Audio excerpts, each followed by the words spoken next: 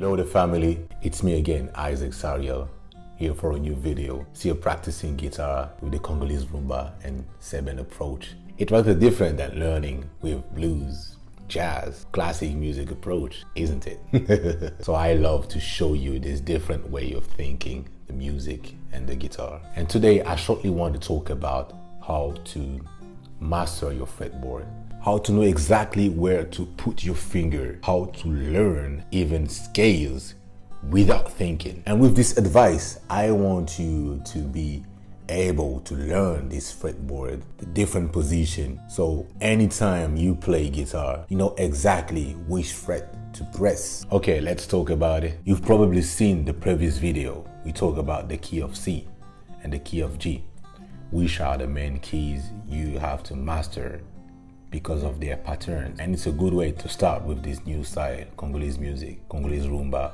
and Seven.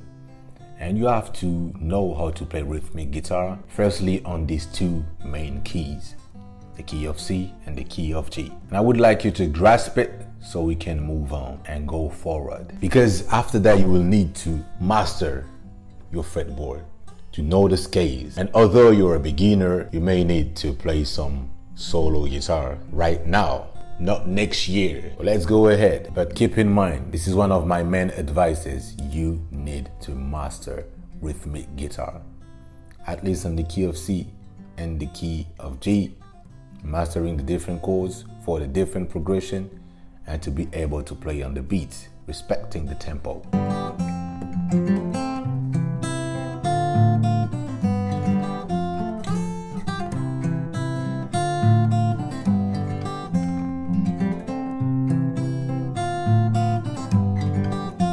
Now that you know your main chords, your first degree in the key of C, which is the C major, your F major, which I have shown you this way, like as a shortcut, you know, for Congolese rumba, and then the G major, you can play like that or like this, you know. Let's take the pick, you know, because probably want to practice playing arpeggios with your pick. So we're still playing with the alternate picking. We talk about it more later. But so you have your C, F major, G major, F major, and C, back to the C, which is a simple progression. 1 4 5 4 1 4 5 4 1. And Congolese people call this progression deux temps. Deux temps. Now ask me why. It's just the way it's called. So the tips to start to learn all the notes of your fretboard is not to learn them like, oh, this is the C, D, E, F. Very boring way of learning your scales and your notes on your fretboard. What I can show you is, you know, the simple rhythmic melody you've been playing like that.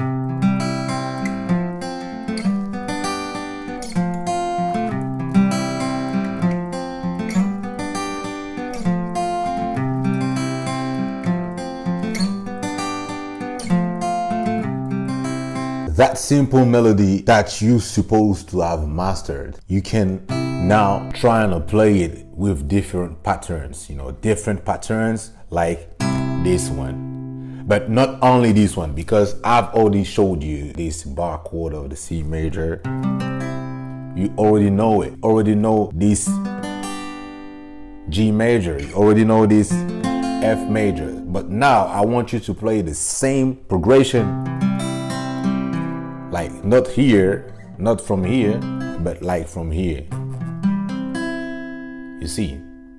So that's the first step, is trying to see all the different pattern of your chords. Like you have a C major here, you have your C major here, which is from the first fret. You put your index on the A and you bar with your ring finger.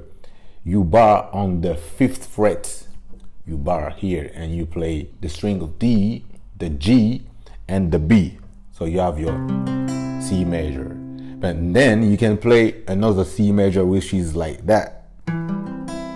You keep the bar of the 5th fret, and then you add your ring finger, this time on the 7th fret, pressing the A string here.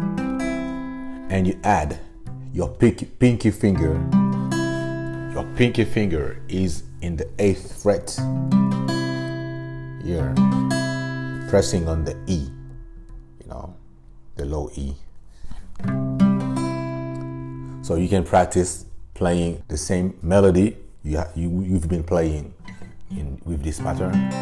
You're playing here. Okay, this is another F. See, it sounds the same. Then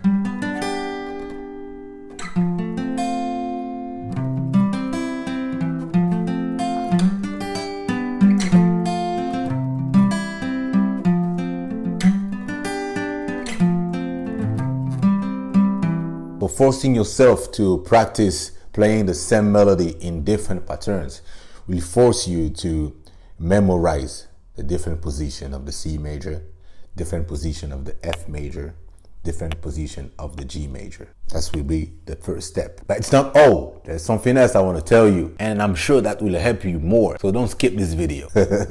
So the first step was to play the different patterns, to look for them. You look for the different patterns of the C major. That.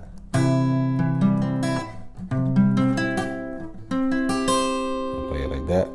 And the more you going in the high notes, the more you like getting close to the lead guitar, solo guitar, and you will even start to play solo without thinking about it, unconsciously. But don't rush things, okay? Don't rush your career. Take your time and we'll talk about it later. So let me finish about this advice.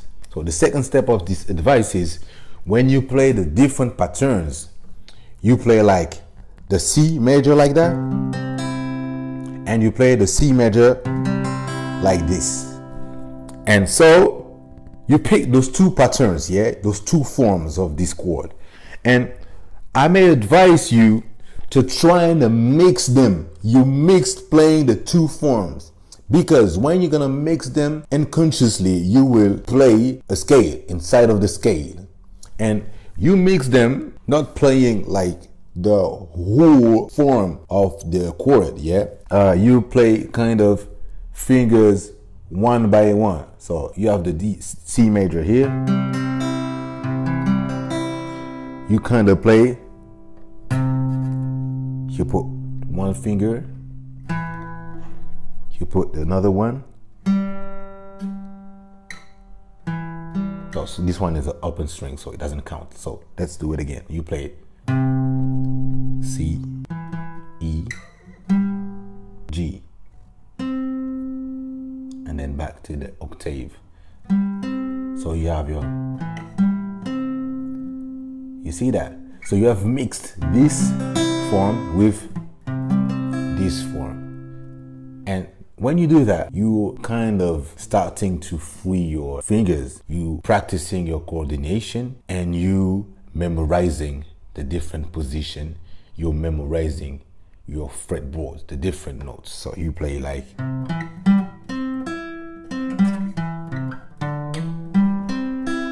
Then you have this form. You remember? So like I've played that one. And I've slid to get to this third form. See, so when you have this,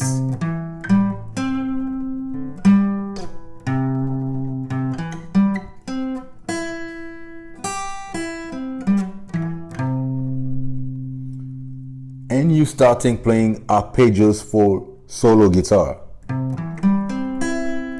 You see, so you play exactly the chords, but with a manner of thinking, a manner of putting your fingers, your hand on the neck of the guitar. This manner is for lead guitarists. Somehow, you understand? Somehow, lead guitarist will play, you know, in a way that you want to make sound string one by one. You see, you're not trying to, no, you're trying to make them sound one by one. Okay, so it still sounds like a chord, but it's a step to get you closer to the lead guitarist mindset, because with that mindset you will play mixing all the different patterns. So you can play,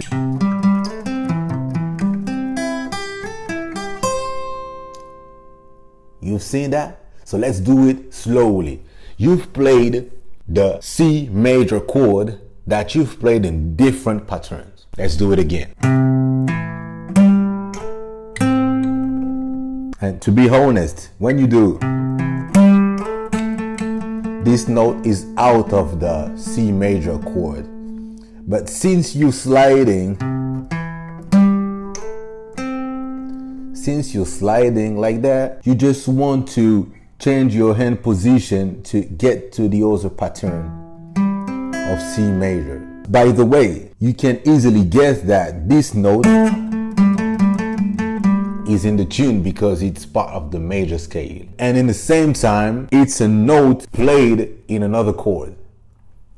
And I told you to play different patterns of the F also. So like you play different patterns of the C major, you play different patterns of the F, and you play different patterns of the G major. So when you play,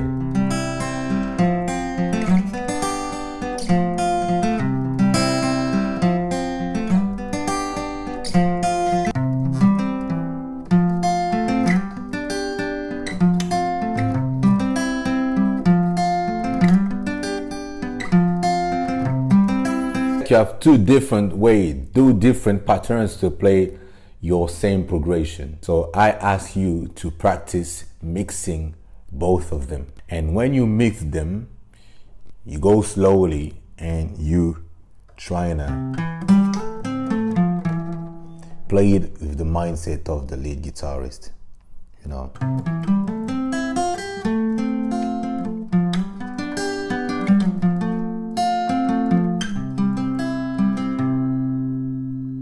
I think it's a different way to think about playing solo guitar, and a different way, technique to memorize the different notes of your fretboard. Know your different patterns of chords and mix them respecting the same melody, the same tempo, and to keep the identity of your melody, your song.